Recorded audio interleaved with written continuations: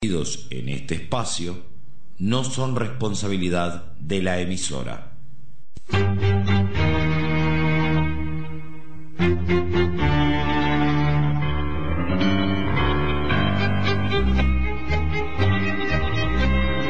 A continuación, en la mañana de la 94.5 FM del pueblo, La Otra Radio, las opiniones que importan.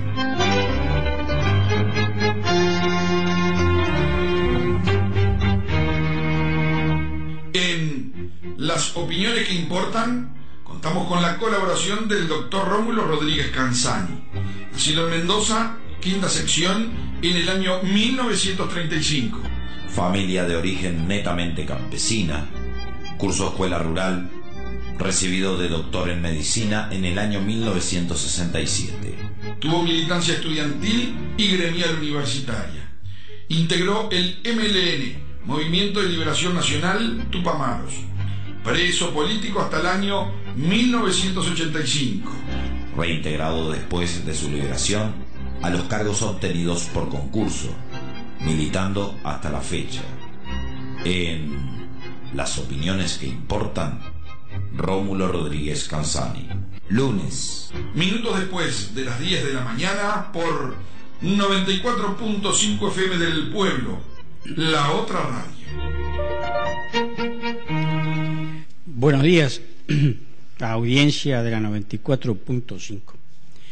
Hoy vamos a tratar de resumir el tema de Aratirí, para volver de repente más adelante a él. Redondeando, Aratirí no es más que un símbolo de la enajenación de la soberanía económica y política de la nación, maniobra en la cual todos los partidos políticos con representación parlamentaria son cómplices.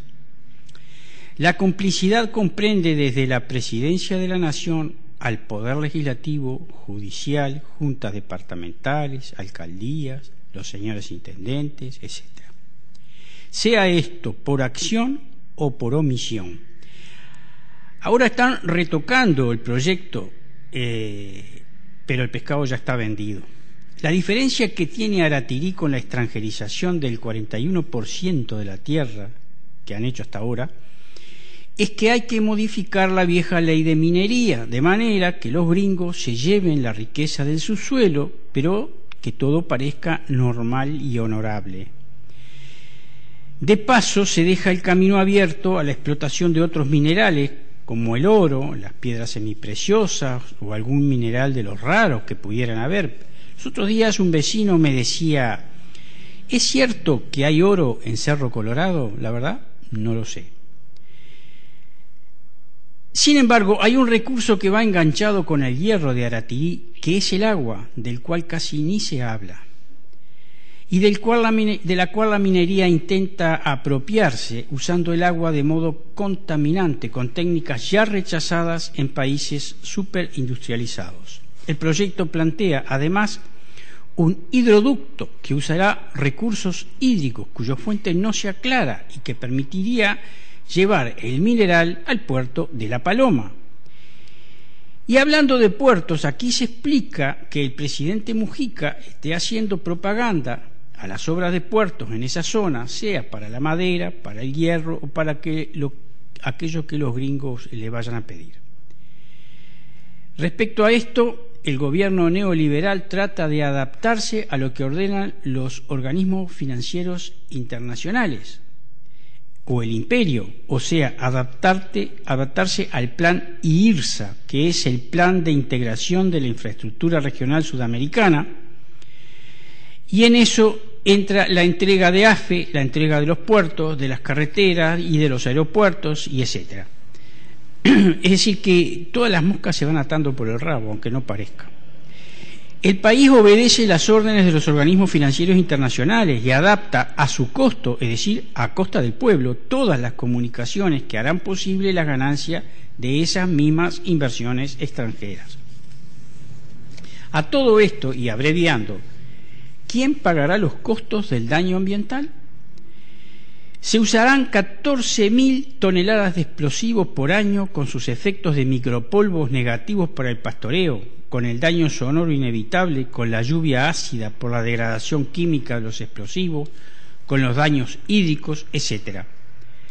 La Dinama, donde trabajaba la señora Alicia Torres, Partido Socialista, Frente Amplio, hasta que el sueldo en Aratirí la obligó a ir a trabajar con esa multinacional, que pagaba más, la Dinama, digo, seguramente habrá investigado eso, o quizá lo esté investigando. La otra oficina, la Dinagua, creada por exigencia del artículo 47 de la Constitución, pero de la cual casi ni se habla. ¿Por qué será que no se habla de la Dinagua? Otro temita que anda enredado con Aratirí. ¿Cuánta electricidad gastará Aratirí y quién pagará? El diputado Amarilla del Partido Nacional dice que Aratirí consumirá 1.752.000 megavatios hora, que a $95 por kilovatio suma unos 166 millones de dólares por año. Un economista, el economista Joaquín Echevers, dice que hay un pacto por el cual UTE le rebaja a Aratirí desde 22,4 centavos de dólar el costo por kilovatio hora, que es el que paga cualquier vecino, a 8,27 centavos de dólar, y que el costo del megavatio hora se baja desde los $95 a los $83. O sea, que le regalamos a los gringos 36 millones de dólares por año que va a pagar el pueblo. ¿Cómo se está negociando el costo de los combustibles entre Aratirí y ANCAP, que se calculan en el entorno de los 25 millones de dólares por año? Una perlita más.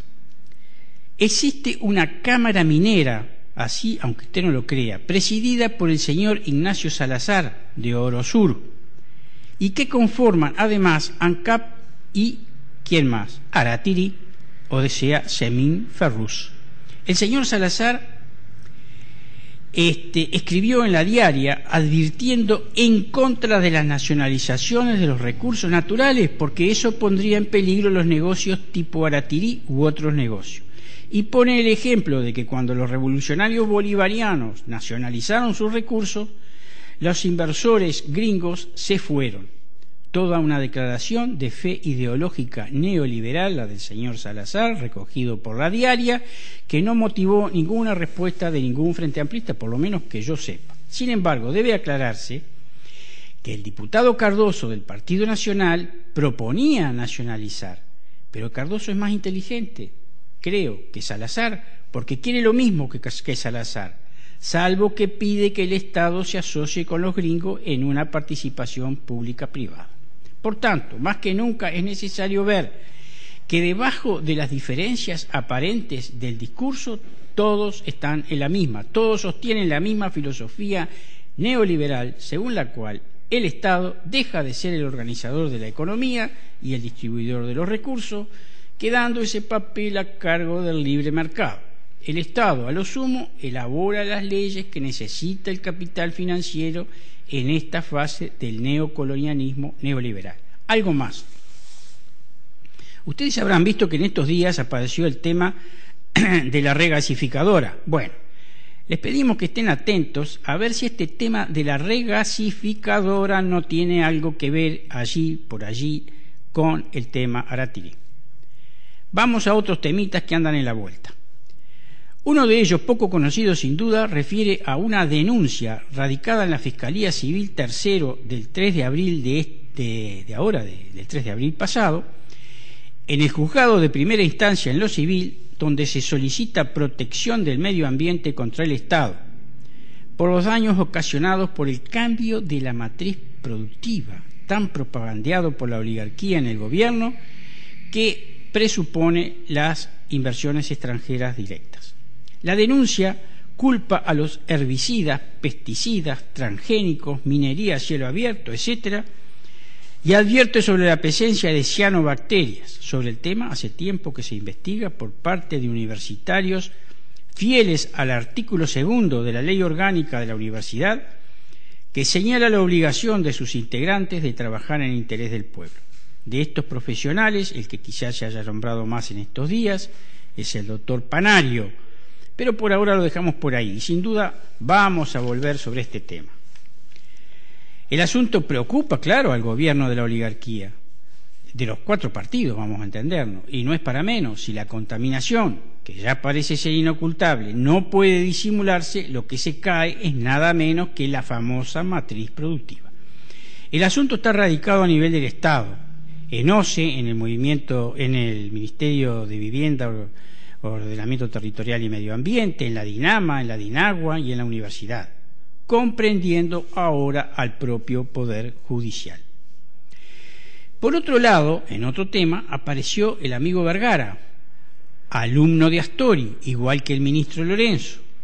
Y Vergara nos anima a tener confianza en que los gringos van a salir de su crisis, que ya lleva más de 4 años, y que van a salir emitiendo dólares y pagando bajos intereses, que es lo que están haciendo, para que los dólares circulen por el mundo junto con los billetes emitidos, pero evitando que circulen dentro de los Estados Unidos. El señor Vergara dice que la crisis es pasajera, que la política devaluatoria de los gringos hará que el mundo inundado de dólares baratos facilitará la colocación de su producción y recuperación de su economía, y que la desocupación bajará debajo del 6%, que es el actual de desocupación en Estados Unidos. Y para ayudar a los gringos, Vergara nos propone que aceptemos las órdenes de los organismos financieros internacionales y que aceptemos las inversiones extranjeras directas. Vender las empresas públicas los sectores más rentables de ellas, asociándonos a las participaciones pública-privada, vender la tierra, forestar, permitir la intermediación financiera, los negocios en la zona franca, la banca offshore, el secreto bancario, etcétera, y sobre todo tener obreros baratos. Es la filosofía de Astori, de que con los capitales gringos se crea trabajo, entre comillas, por supuesto. Ya en 1991, en la revista 3, y recuerden la fecha, 1991, en la revista 3, el señor Astori criticaba la idea de los revolucionarios de los 60, que decían que la justicia social descansaba en el desarrollo de la propiedad estatal. Astori, en cambio, ya planteaba hace más de 20 años que esa idea podía ser uno de los mejores caminos para destruir la izquierda. Fíjense, Astori propone obtener recursos económicos dentro del llamado sector privado. Hay que reconocerle a Astori que decía lo que pensaba. Los que no supieron leer bien el mensaje fueron los que creyeron o creímos que Astori era de izquierda. Pero ojo, porque algunos lo vieron y lo aceptaron. Son los que están ahora. La política astoriana, sin embargo, está entrando en alerta naranja. Hoy, 15 de abril del 2013, la canasta básica familiar de búsqueda está en 50.405 pesos y el consumo por cabeza está en 15.234 y estamos en periodo de negociación salarial. La prensa solo habla del conflicto de los lácteos y, sin embargo, lo que quizá esté sobre la mesa, o quizá sea mejor decir debajo de la mesa, sea el hecho de que la central obrera podría empezar a tener problemas con diferentes gremios. ¿Por qué? Porque el gobierno maniobró el IPC a fines del 2012, de esto ya hemos hablado, pretendiendo que la inflación había sido solo del 7,4%, cuando en realidad oscilaba cerca del 9%. Y los trabajadores eso lo sienten en el bolsillo. Y hay que tener en cuenta que a fines del 2012, es decir, hace 4 meses, y ahora en lo que va del 2013, hay 800.000, 10.000 pesistas, o sea, gente que gana la quinta parte de la canasta básica familiar y por debajo cada uno de ellos de lo que es ahora lo que debiera ser el ingreso familiar personal medio. El PCNT oficialista le dio una mano al gobierno y no tomó posición clara en el 2012 y ahora debe entrar a la ronda de negociaciones dando un changüí de casi 2% al gobierno y a los capitalistas para negociar, no ya la recuperación salarial, por supuesto, sino apenas no seguir perdiendo salario. No nos extrañaría que aparezcan fórmulas de arreglo parecidos a aquellos de la FOEC, que también comentamos, de hace unos pocos meses, en la que ciertas compensaciones no figuran como sueldo, que son al fin y al cabo soluciones favorables al gran capital. Otra perlita y creo que terminamos.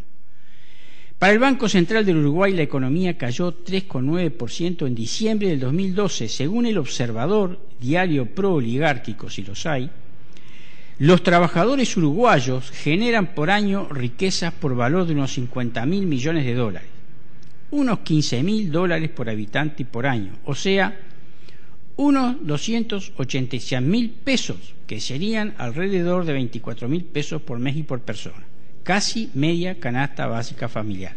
Dígame si alguno de los trabajadores que nos podrían estar escuchando los vio. Si vio alguno de esos pesos, viene y me lo dice. La señora economista Tamara Schanti, asalariada de El Observador, ve que el Producto Bruto Interno cayó un 0,5% entre octubre y diciembre del 2012, cosa que la alarma. Ella ve que el consumo uruguayo cae y ve el riesgo de recaudar menos IVA y ve que hay en el horizonte más déficit presupuestal. Observa que el PBI creció, pero debido a las inversiones en Montes del Plata, creció por eso. Y en Montes del Plata lo único que hizo fue traer maquinaria, no trajo guita. Apenas paga algunos sueldos ahora a los que están trabajando. Y ve la señora economista que las exportaciones apenas crecen un 1,6%, 4,7% menos que en el 2012. Y ve que cayó el consumo de electricidad, de gas y de agua, que indica menos actividad en la industria. Las importaciones crecieron un 13,6% debido al gran atraso cambiario y crece el déficit comercial, que deberá refinanciarse con más deuda externa. Y, claro, por eso la oligarquía ya está pidiendo disciplina fiscal y gasto fiscal social cero, y por eso la rebaja del IVA, ya aprobada, no se aplica. Como alguien dijo por ahí, y no es que nos alegremos, por favor, no nos alegramos, lo lindo que tiene esto es lo feo que se está poniendo. Volveremos, gracias.